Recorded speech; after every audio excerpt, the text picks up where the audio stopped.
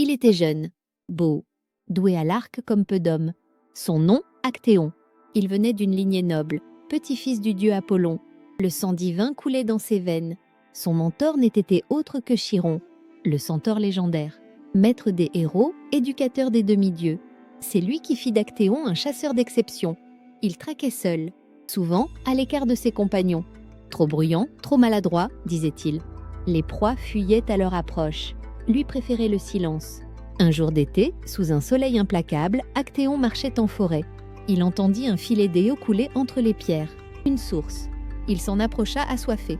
Mais ce qu'il ignorait, c'est qu'il venait de pénétrer un lieu sacré, un espace interdit. Cachée derrière les feuillages, la déesse Artémis, la Vierge farouche, la déesse de la chasse, entourée de ses nymphes. Toutes se baignaient, nues, dans l'eau claire. Actéon n'en croyait pas ses yeux. Il s'approcha doucement. Il resta caché, figé, hypnotisé par la beauté de la déesse. Mais une nymphe l'aperçut. Elle cria. Les autres accoururent pour couvrir Artémis. Trop tard.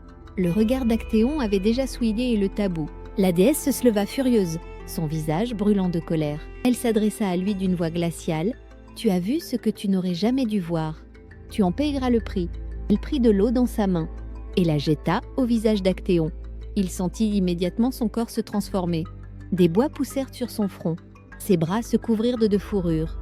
Ses jambes devinrent pâtées, petites. Il beugla. Mais ce n'était plus une voix humaine. C'était un cri de cerf. Actéon, le chasseur, était devenu une proie. Pris de panique, il s'élança dans les bois. Mais ses cris attirèrent ses anciens compagnons. Ils le virent, le poursuivirent, sans savoir qu'il traquait leur ami. Pire encore, ses propres chiens, dressés par lui, se joignirent à la chasse. Ils le flairaient, le traquaient, sans pitié. Actéon courut aussi vite qu'il le put, mais il n'était plus un homme. Il était devenu un trophée, un animal magnifique. Les chiens finirent par le rattraper. Ils l'encerclèrent, bondirante, le déchiquetèrent. Actéon cria, mais personne ne comprit. Ses amis arrivèrent. Trop tard. Ils regardèrent le cerf mourant. L'un d'eux soupira.